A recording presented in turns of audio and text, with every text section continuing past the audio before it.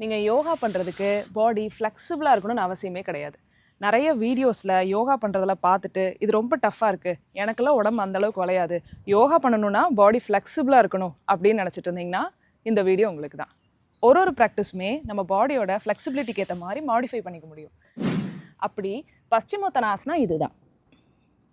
ஆனால் இதை நீங்கள் இப்படியும் ப்ராக்டிஸ் பண்ணலாம், இல்லை ஒரு ஸ்ட்ராப் யூஸ் பண்ணிவிட்டு இப்படி கூட பண்ணலாம். இது புஜங்காசனா, இப்படியும் ப்ராக்டிஸ் பண்ணலாம். உஷ்ட்ராசனாவை இப்படியும் பண்ணலாம்.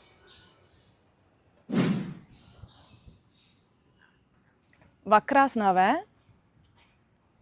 இப்படியும் பண்ணலாம். சலபாசனாக்கு இப்படி ரைஸ் பண்ண முடியலன்னா ஆல்டர்னேட்டிவாக பண்ணிக்கலாம்.